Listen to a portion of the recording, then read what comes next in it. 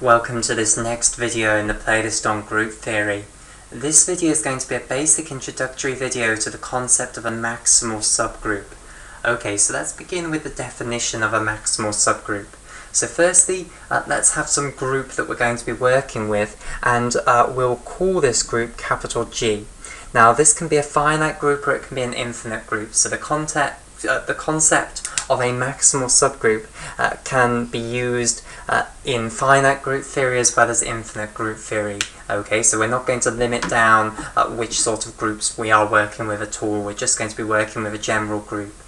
Okay, so a maximal subgroup then of a group capital G. Well, first and foremost, it must be a proper subgroup of the group capital G. So I'll write this down. So we'll denote our maximal subgroup by capital M here.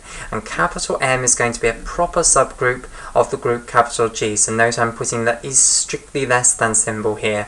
And that means that M is a proper subgroup of G, rather than the is less than or equal to symbol, which just means M is a subgroup of G and is potentially equal to the improper subgroup, which is the entire group capital G. Okay, so a maximal subgroup has to be a proper subgroup of the group capital G. Now what additional criterion does it have to obey? Because there is another additional criterion that it must obey. The additional criterion it must obey is that it is maximal with respect to proper subgroups, i.e. there is no proper subgroup of the group capital G that is bigger than your maximal subgroup, i.e. that properly contains your maximal subgroup. So let me write this down officially. Okay, so the nice way of writing this is that if you have some other subgroup of K that is in between the maximal subgroup M and the entire group capital G, so I'll write this like so. So H is going to be greater than or equal to M, so M is going to be a subgroup of H, and H itself is going to be a subgroup of G. So if you've got some subgroup that's in between the two, it's not properly in between the two. Okay, it has to be the case that either H is equal to M or H is equal to G, i.e. it's not properly in between the two. It's a fake, it's a boring subgroup that's in between the two. It's either equal to this one or this one. It's not actually properly in between the two. Okay, so there is no proper subgroup of the group capital G that itself properly contains the subgroup capital M, if indeed M is a maximal subgroup. Okay, so that then is the definition of a maximal subgroup, and indeed it fits its name because it is maximal with respect to proper subgroups. There is no larger proper subgroup than it, okay, which by larger I mean properly contains the maximal subgroup M. Okay, so drawing this in a picture then, so let's have a picture here. So this box is going to denote our group capital G, and I'll just colour that in green here. Okay, so this box represents all the elements of our group capital G, and now let's mark on our maximal subgroup M. Okay, so let's say that this little subset here is going to be the maximal subgroup M, and you'll note that it is a proper subgroup on my picture, which it does need to be. Okay, now if it is indeed a maximal subgroup, then what I'm about to draw on cannot exist, because I'm about to draw on a subgroup that is actually properly contained in the entire group capital G, but itself properly contains the maximal subgroup. So this is not allowed to exist. So here comes my H here, okay, and this is going to be a larger subgroup in the group capital G than the maximal subgroup M. So you can see here that H is properly contained in the group capital G on the picture. Okay, there are elements that are outside of it, and itself properly contains M. There are elements in H that are not in M, but it does contain all of M. Okay, this is not allowed if M is a maximal subgroup. Okay, if you are a maximal subgroup, then you are a proper subgroup that is maximal with respect to proper subgroups. The only subgroup that is larger than you is the improper subgroup, i.e. the entire group capital G. Okay, so that is the definition of a maximal subgroup. Okay, so now let's try and get a bit more understanding by looking at a few basic theorems. So the first thing that I want to point out is that if we are working with a finite group, so let's now say that the order of G is finite, so I'll write the order of G is less than infinity, okay, because I'm too lazy to write the order of G is finite. Okay, so we're now working with a finite group. If we're working in a finite group, I claim you can always find maximal subgroups. They exist always. So if you come up with any finite group, there will exist subgroups that we can call maximal subgroups inside it. Whereas you can't say that if you're working with an infinite group.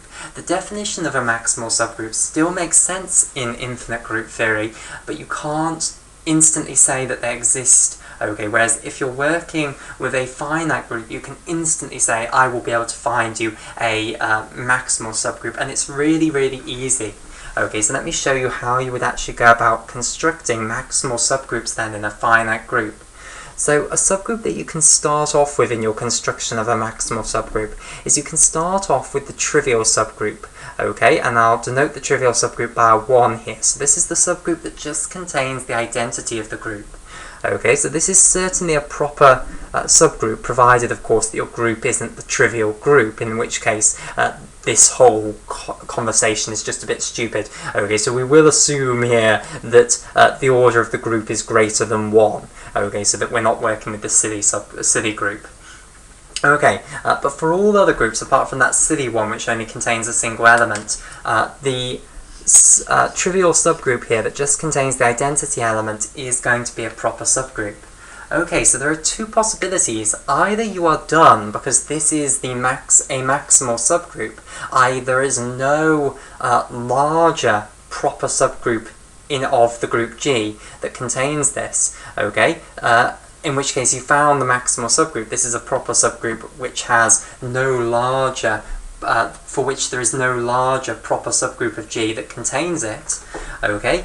Or there is a larger proper subgroup of G that contains it, in which case go up to that. So either you are done, okay, so this is case 1, which is that there are no other proper subgroups, in which case, of course, you can conclude that the only subgroups of this group G are the trivial subgroup and the improper subgroup, okay, or there exists some other subgroup that strictly contains 1, okay, so how should I put this? So I'll call it H1 here, okay, so there is some larger subgroup here which properly contains the trivial subgroup and is itself a proper subgroup of G.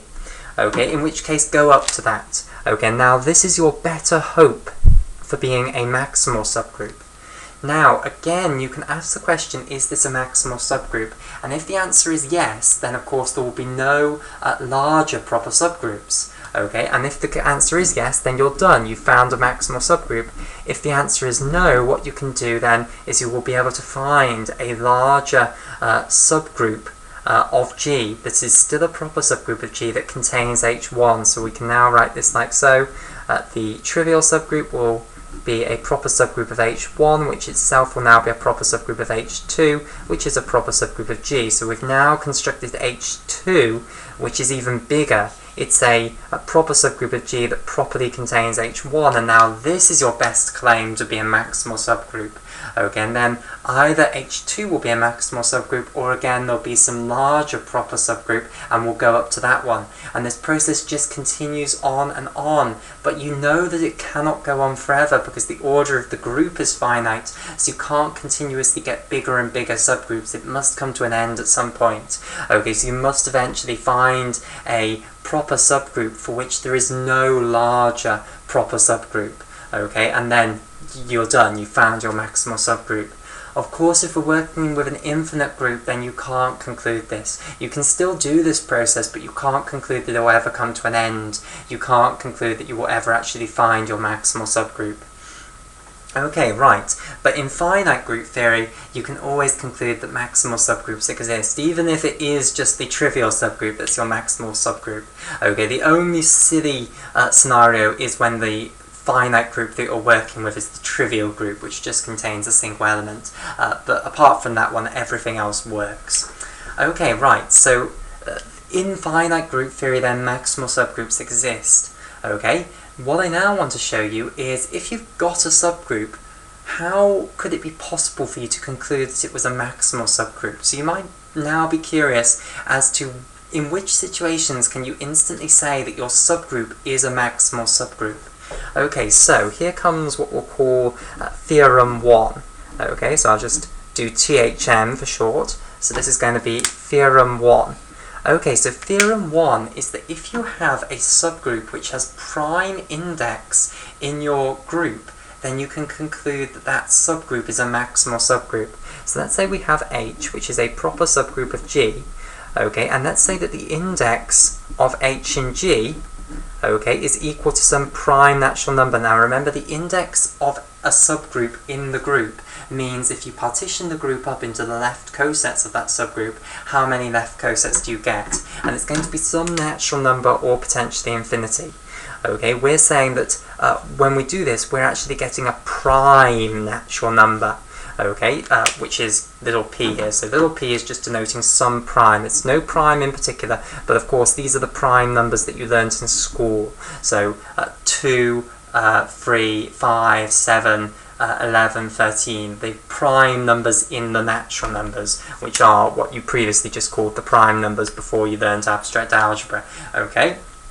Right, so we're saying then that this subgroup has prime index in the group, and the claim is that this instantly implies that H is a maximal subgroup. So H is a maximal subgroup. That's my claim, that if you have a subgroup which has a prime index in your group, you can instantly say that it is maximal. Okay, so why is this the case? Well, let's just try and prove then that you cannot have a proper subgroup that is larger than it. So we'll do this by proof by contradiction. So we'll assume the exact opposite of what we want to prove. We'll assume that there is some proper subgroup of G which itself properly contains the subgroup capital H. Okay, and if of course this existed, then H would not be maximal. So this is the opposite of this statement here. Okay, and we're now going to prove that K cannot possibly exist in this way.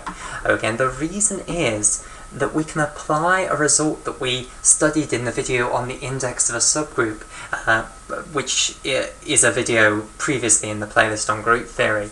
Okay, and the result is that if you want to work out what the index of H in G is, you can use this intermediate subgroup here.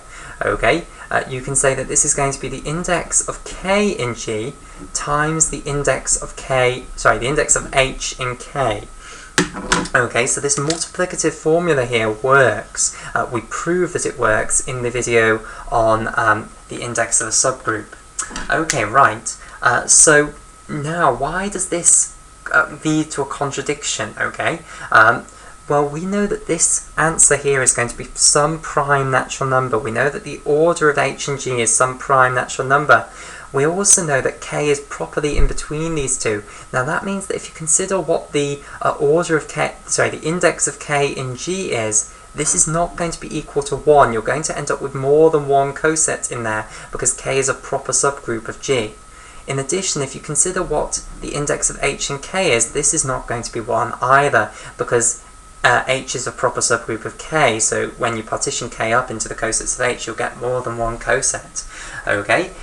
But now we have two natural numbers here that are not equal to 1 multiplying together to give a prime number. Not good. In the natural numbers, the only products that will give a prime number are 1 times that prime number. Neither of these things are 1. Okay, so this is not good at all. This is a contradiction. Okay, this cannot exist, and therefore this cannot exist. There cannot be this proper subgroup of G that properly contains H if the index of H in G is a prime number, and therefore you can conclude, if you have a subgroup of a prime index in a group capital G, that that subgroup is a maximal subgroup.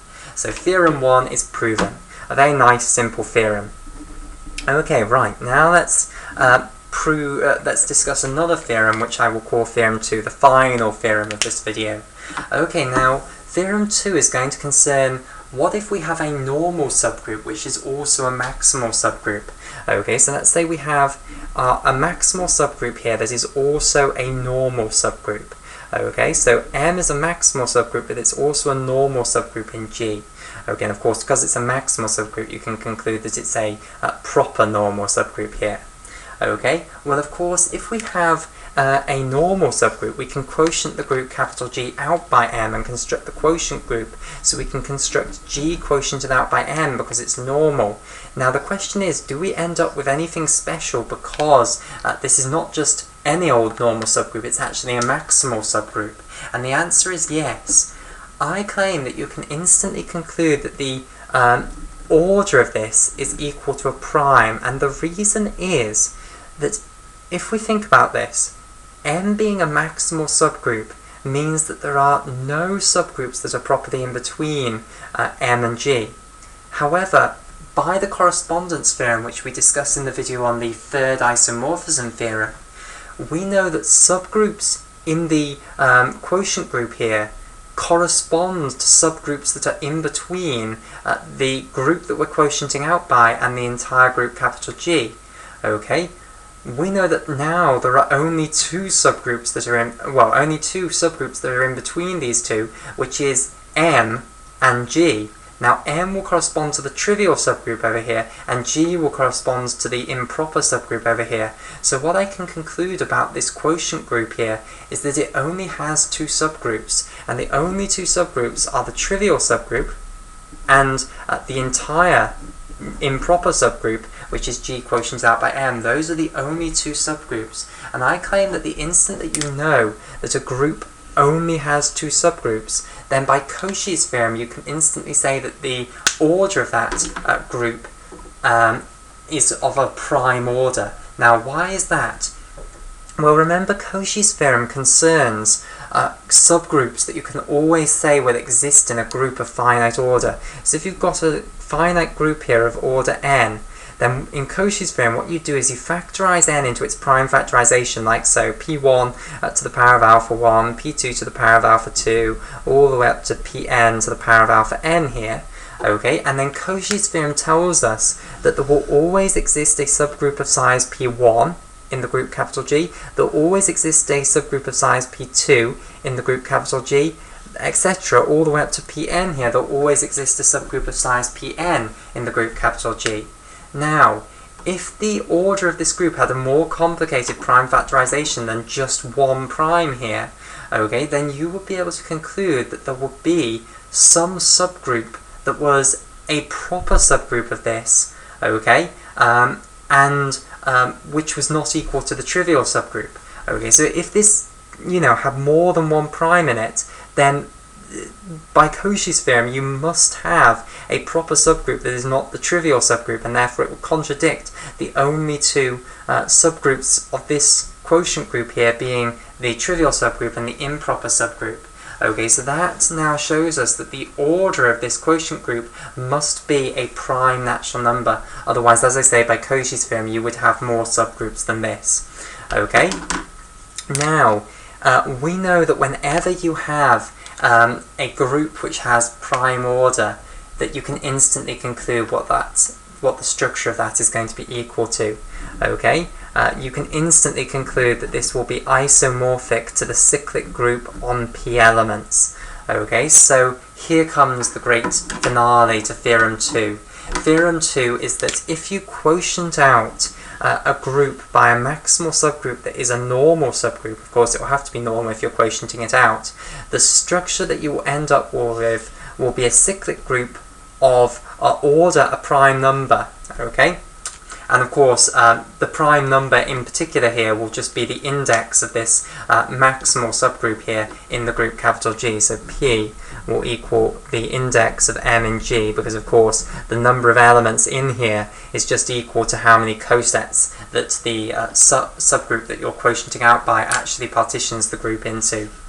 Okay, so there is Theorem 2, that if you quotient a group out by a maximal subgroup that is also a normal subgroup, then you end up with a cyclic group of